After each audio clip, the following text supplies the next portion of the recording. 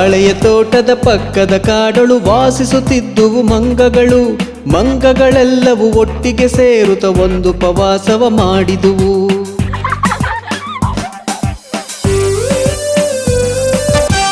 ಏನೂ ತಿನ್ನದೆ ಮಟ ಮಟ ನೋಡುತ್ತ ಇದ್ದುವು ಮರದಲ್ಲಿ ಕುಳಿತಲ್ಲೇ.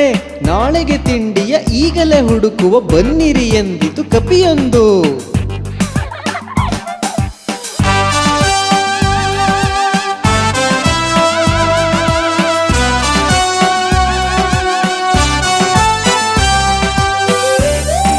ಅಣ್ಣ ಎನ್ನುತ್ತ ಎಲ್ಲವೂ ಬಾಳೆಯ ತೋಟಕ್ಕೆ ಹಾರಿದವು. ತೋಟದಿ ಬಾಳೆಯ ಹಣ್ಣನ್ನು ನೋಡಲು ಆಶೆಯು ಹೆಚ್ಚಿತು ನೀರೂರಿ.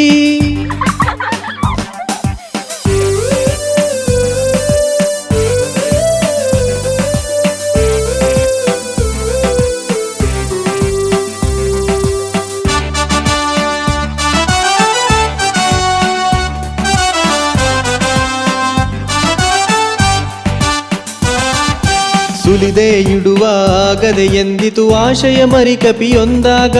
ಹೌದೌದೆನ್ನುತ್ತ ಹಣ್ಣನ್ನು ಸುಲಿದವು ಕೈಯೊಳೆ ಹಿಡಿದು ಕುಳಿತಿರಲು.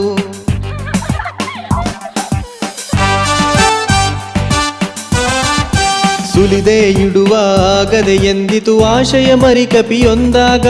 ಹೌದೌದೆನ್ನುತ್ತ ಹಣ್ಣನ್ನು ಸುಲಿದವು ಕೈಯೊಳೆ ಹಿಡಿದು ಕುಳಿತಿರಲು.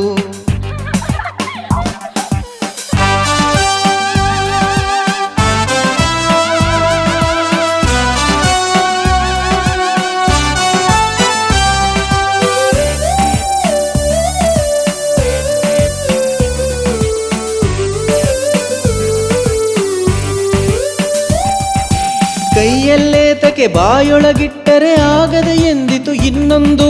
ಹಣ್ಣನು ಬಾಯಲಿ ಇಟ್ಟವು ಜಗಿದೆ ಇಡುವೆವು ಎಂದಿತು ಮತ್ತೊಂದು.